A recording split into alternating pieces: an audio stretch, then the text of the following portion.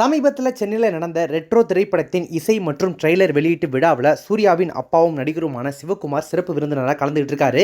அவர் சூர்யாவின் பயணம் குறித்து அங்கே பேசியிருக்காரு. என்ன சொல்லியிருக்காரு அப்படின்னா, சூர்யாவுக்கு 17 வயசில் செயின்ட் பீட்டர் பள்ளியில் படிக்கும்போது ஜாதகத்தில் மூத்த பையன் கலைத்துறையில் பெரிய ஆளாக வருவான்னு சொன்னாங்க. உங்கள் பையன் உங்களை விட நல்ல நடிகர்னு பெயர் வாங்குவார், பணம் சம்பாதிப்பார், விருதுகள் வாங்குவார்னு சொன்னாங்க. அப்போது அதை நம்பாமல் நான் நடிகராக வருவானா சூர்யா அப்படின்னு சொல்லி சிரித்தேன். இயக்குனர் வசந்த் சூர்யாவை பார்த்துட்டு எனக்கு கால் பண்ணி உங்கள் மகனுக்கு சினிமாவில் நடிக்க ஆர்வம் இருக்கான்னு கேட்டார். வாய்ப்பே இல்லைன்னு சொன்னேன். சூர்யாவும் முதல்ல பயந்தார்.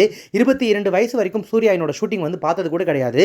சூர்யா படத்தில் நடித்தார். சூர்யாவின் கண்கள் பல பெண்களோட தூக்கத்தை கெடுக்க போகுதுன்னு வசந்த் சொன்னார். என்கிட்ட என் மகனை நடிகனாக்கிய மணிரத்னம், வசந்த் உள்ளிட்டோருடைய பாதம் தொட்டு வணங்குறேன். முழுமையான நடிகனாக வேண்டும் அப்படின்றதுக்காக தினமும் நடனத்துக்கும் சண்டைக்கும் பயிற்சி எடுத்துக்குவார்.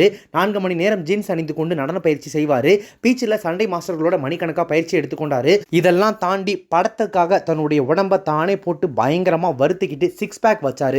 நான் இதை ஹம்பிளாகவே சொல்கிறேன். சூர்யாவுக்கு முன்னாடி சினிமாவில் எந்த நடிகராவது 6 பேக் வச்சிருக்காரா, அல்லது சூர்யாவுக்கு அப்புறமா எந்த நடிகராவது 6 பேக் வச்சு நீங்கள் பார்த்துருக்கீங்களா அப்படின்னு சொல்லி சூர்யாவை பற்றி ரொம்பவே பெருமையாக உயர்வாக சூர்யாவுடைய அந்த சினிமா பயணம் குறித்து அவருடைய அப்பாவும் நடிகருமான சிவகுமார் ஸ்டேஜில் பேசியிருக்காரு.